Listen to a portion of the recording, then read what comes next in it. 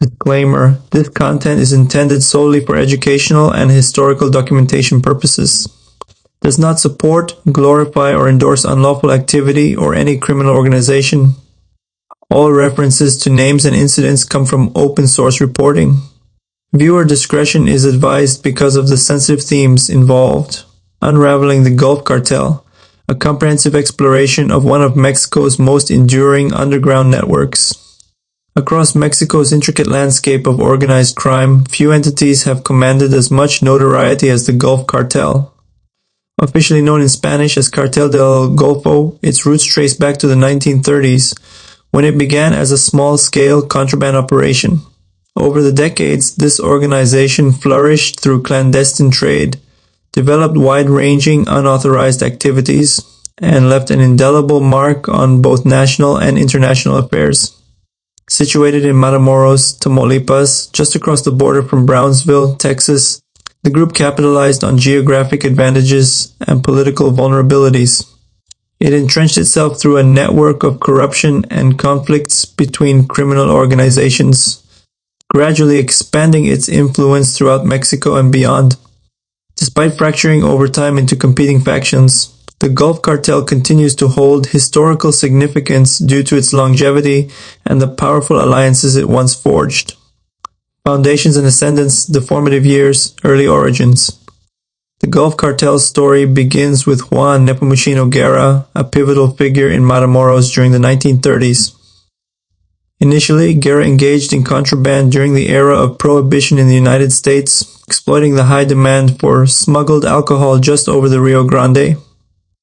His meticulous, calculated approach laid the groundwork for an organization that would later become synonymous with underground networks in northern Mexico. Post-Prohibition adaptation. Once Prohibition ended, numerous smuggling rings disbanded or shifted their focus. Guerra's enterprise successfully diversified. Instead of dissolving, it ventured into unauthorized activities such as illicit gambling, car theft, and sporadic human trafficking. By harnessing established smuggling corridors between Tamaulipas and Texas, the organization maintained continuity and kept evolving as Mexico's socio-political landscape changed mid-century. The emergence of Juan Garcia Abrego. A major turning point arrived under the leadership of Guerra's nephew, Juan Garcia Abrego. He inherited the enterprise in the late 1970s and radically expanded it into large-scale national illicit operations. Recognizing the lucrative potential of the U.S. market, Garcia Abrego focused on banned substances, forging important ties with foreign suppliers. This expansion was the catalyst that propelled the group from a localized operation to a major force in the world of unauthorized trade. The meteoric rise and fall of Juan Garcia Abrego, forming pivotal alliances. Under Garcia Abrego, the Gulf Cartel forged new territory in forging direct, innovative partnerships. Perhaps most notably, it entered a strategic deal with the Cali Cartel of Colombia. This alliance significantly streamlined the movement of illicit materials to the United States. By pooling resources, Garcia Abrego's network ensured a smooth pipeline of products that were concealed, stored, and ultimately delivered north of the border. Throughout the 1980s and into the 1990s, the Gulf Cartel achieved a level of operational sophistication that made it a key player in unauthorized markets. Estimates point to it supplying a large share of contraband entering the United States, managed through front businesses, covert warehouses, and systematic bribery, the machinery of wealth and corruption. The immense profits from these ventures, running into billions of dollars, enabled Garcia Abrego to corrupt a broad range of officials in both Mexico and the United States, bribing political figures, law enforcement, and parts of the military established an environment where the cartel could operate with minimal interference. Entire local institutions, from municipal police forces to government offices, found themselves compromised or unable to combat the Gulf Cartel's infiltration. Over time, the distance between legitimate authority and criminal interests became dangerously blurred. The 1996 capture and legal repercussions. Despite its seemingly unstoppable growth, the Gulf Cartel couldn't hide from law enforcement indefinitely. In January 1996, Garcia Abrego was apprehended in Monterrey, Nuevo León. He was promptly extradited to the United States, leading to a groundbreaking trial that disclosed wide-ranging corruption on both sides of the border. The legal proceedings uncovered bribes to U.S. immigration officers and even members of the Texas National Guard. On the Mexican side, hints of top-level complicity within agencies meant to enforce the law came to light.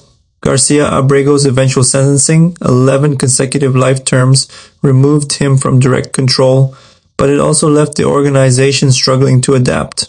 The resulting power vacuum sparked conflict among potential successors, including Humberto Garcia Abrego, Oscar Malarbe de Leon, and Raúl Valadares del Ángel.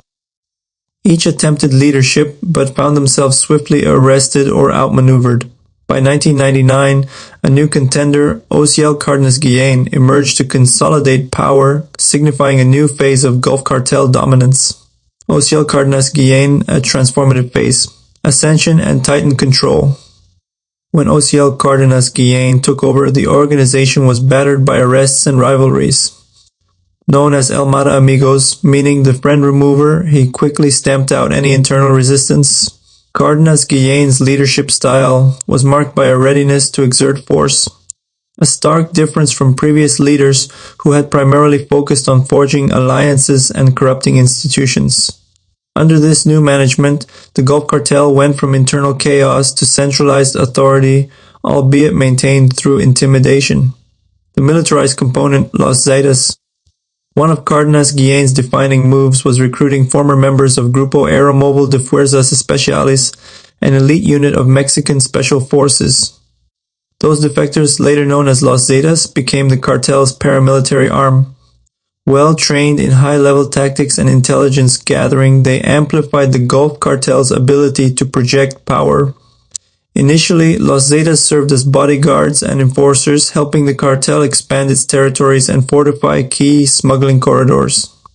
Over time, though, they gained autonomy, setting the stage for a dramatic split that would reshape the criminal landscape in northeastern Mexico. The high-profile standoff. In 1999, Cardenas Guillen escalated tensions by directly threatening 2 U.S. federal agents who were investigating cartel activity within his domain. This brash action led to intensified binational cooperation to capture him. Apprehended in 2003 in Matamoros, Cardenas Guillen was eventually extradited to the United States.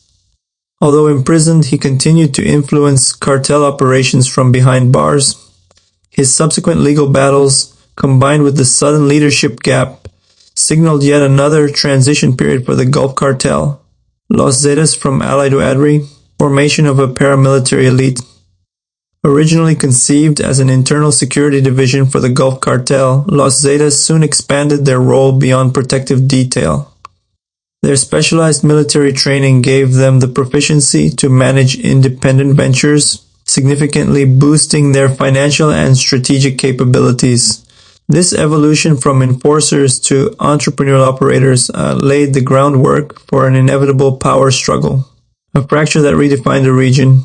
By 2010, tensions between the Gulf Cartel and Los Zetas boiled over due to disagreements on revenue sharing, territorial claims, and leadership. Their dispute erupted into a violent clash that stretched across Tamaulipas and other northern states, drawing other organizations into the conflict. The collapse of their alliance weakened the Gulf Cartel, depriving it of a disciplined paramilitary force, but the cartel adapted by forging new local alliances. What was once a near monopoly in Tamaulipas fractured into numerous cells, each vying for its own share of the illicit market. Internal splintering and power struggles. The roles of Antonio Tony Tormenta and Jorge Eduardo El Cos. After Ociel Cardenas Guillen's extradition, fresh leadership figures emerged in the Gulf Cartel. 2 prominent names were Antonio Tony Tormenta Cardenas Guillen, Ociel's brother, and Jorge Eduardo El Cos Costilla Sanchez. They presided over some of the cartel's most turbulent years, marked by ongoing territorial battles and rising government scrutiny. The impact of the 2010 operation. Tony Tormenta's leadership came to a dramatic end in 2010, following a large-scale military raid in Matamoros involving over 600 Marines and aerial support. Urban gunfire broke out, sending civilians scrambling for shelter, shuttering bridges, and plunging the city into lockdown. Estimates suggest that up to 100 lives were lost in the ensuing chaos. His death was a catalyst for further cartel fragmentation, especially with new factions vying for dominance in the vacuum left behind, the Metros, Rojos, Scorpions, and Cyclones. In the wake of Tony Tormenta's demise, the Gulf Cartel fractured into smaller clans labeled the Metros, Rojos, Scorpions, and Cyclones. Each faction staked claims to particular locales, forging alliances with local interest groups. Among these rivals, the Metros and Rojos developed a particularly acute animosity, made worse by the death of prominent Lieutenant Samuel Flores Borrego in 2011. The constant infighting weakened the once monolithic cartel brand, leaving Tamaulipas entangled in a series of factional conflicts, expanding the portfolio of illicit ventures, diversification beyond banned substances. Although the Gulf Cartel is often associated with moving illicit materials, it has expanded its scope considerably. Its profitable human trafficking operations benefit from controlling strategic crossing points near Texas. Migrants from Central and South America rely on smuggling routes managed by the cartel to reach the United States. Additionally, the group has dabbled in fuel theft, kidnapping for ransom, extorting local businesses, and sophisticated money laundering schemes, activities that diversify its income and bolster its resilience amid leadership upheavals. Navigating financial streams. A central factor in the cartel's endurance is its well-honed finance network, featuring shell companies, money service businesses, gambling establishments, and real estate holdings. Systematic bribery is used to ensure these activities escape uninterrupted scrutiny. By employing front entities and taking advantage of corruption, the Gulf Cartel has repeatedly rebounded from setbacks that might otherwise less entrenched organizations, controlling key border zones. Geographical positioning in cities like Matamoros and Reynosa has proved to be a strategic advantage. These locales link directly to some of the busiest points of entry into the United States. Even the Gulf Cartel's warring factions appreciate the value of maintaining access to these corridors. Retaining command of routes along the Rio Grande remains paramount, despite near-constant power battles that place local civilians in jeopardy.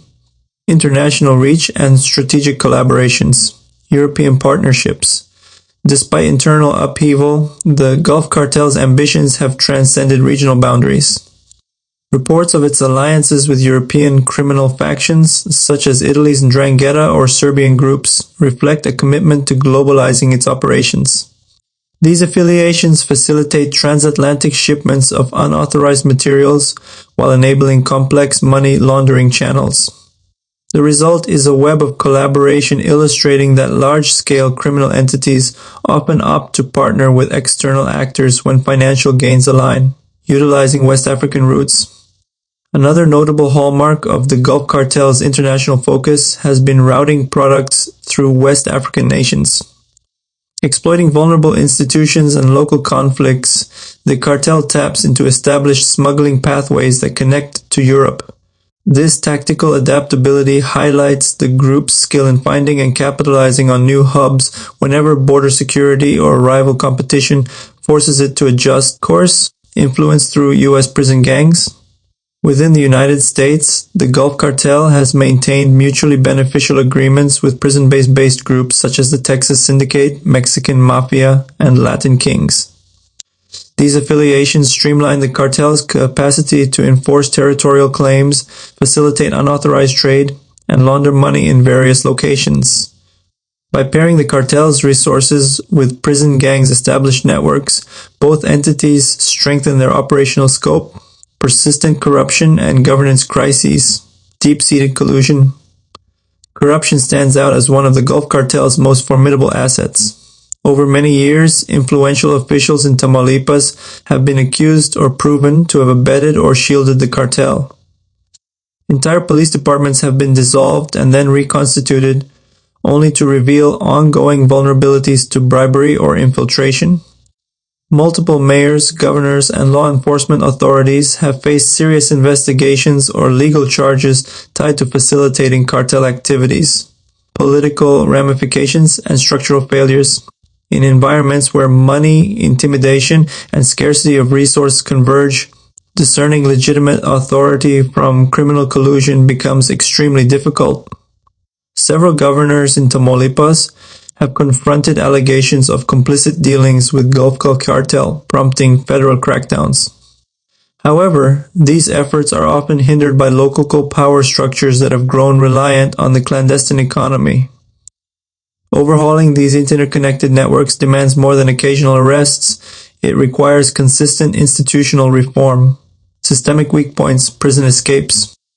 Repeated prison breaks underscore how deeply Gulf Cartel corruption can run. Large-scale escapes, sometimes involving dozens or even hundreds of inmates, have drawn attention to lapses in security and management within Mexican detention facilities. Each incident undermines public confidence in the rule of law and vividly demonstrates the challenges of confining high-value cartel figures in an environment susceptible to bribery or intimidation. Recent dynamics and future outlook. Factions continuing to operate. Among the successors carrying the cartel's torch, the Scorpions and Cyclones remain particularly prominent. Though often locked in their own confrontations, these groups occasionally cooperate when outside threats, like rival organizations, push them to form tactical alliances. Such ad hoc pacts underscore the Gulf Cartel's ability to adapt and regroup, even if its internal unity has fractured. Leadership arrests and a shifting hierarchy. In recent years, heightened security efforts have sought to dismantle the cartel's top command. In January 24, the arrest of Jose Alberto Garcia Villano highlighted the continuing focus on neutralizing key leaders. While such high-profile captures may disrupt short-term operations and morale, the cartel's decentralized nature often means another lieutenant or cell leader emerges to fill the gap. The potential return of Ocil Cardenas Guillen. A looming question is whether Ocil Cardenas Guillen, anticipated to be released from U.S. custody in August 2024, can reclaim his former influence. Analysts are skeptical. The Gulf Cartel has changed dramatically since he was a central figure. Younger leaders now manage local strongholds and strategic alliances have evolved. Though Cardenas Guillen's reputation still carries weight, many believe it might not be enough to realign a cartel deeply entrenched in factionalism. Competing pressures CJNG on the horizon. External threats also complicate the Gulf Cartel's efforts to retain control. A particularly influential rival is the Jalisco Cartel New Generation, known for its aggressive territorial expansion. As CJNG maneuvers to dominate key smuggling routes, conflicts are likely to intensify, potentially triggering new alignments or violent standoffs. Tamaulipas, already destabilized by internal splits, may see further unrest as outside actors vie for dominance. Conclusion: a long-standing legacy in flux. The trajectory of the Gulf Cartel exemplifies how a modest contraband ring can morph into a sprawling, multi-tiered operation, anchored by extensive corruption, strategic border positioning, and an ability to pivot under pressure. From Juan Nepomuceno Guerra's Prohibition-era enterprise to the modern factions wrestling for power, this entity has shown remarkable endurance in a highly competitive and dangerous environment. Despite periodic leadership decapitations and ongoing government offensives, the deeper conditions that allowed the Gulf Cartel's rise, structural corruption, the global appetite for banned substances, and the profit motives of unauthorized activities remain largely unaddressed. Whether the cartel ultimately collapses under external pressure or transforms through novel alliances remains uncertain. Yet one undeniable fact persists. Its historical weight and cross-border networks continue to shape discussions of Mexico's struggle with organized crime. By tracing the path from early opportunism to global-scale operations, one gains insight into challenges that have haunted Mexico for decades. Corruption, economic disparity, and thriving illicit markets create a vicious cycle that perpetuates underground activities. The Gulf Cartel's story underscores the complexity of disentangling entrenched criminal networks from regional life. Any effective long-term solution requires more than sporadic crackdowns. It mandates thorough reforms, targeted socio-economic investments, and sustained international cooperation to dismantle the web of alliances sustaining one of Mexico's oldest underground powerhouses.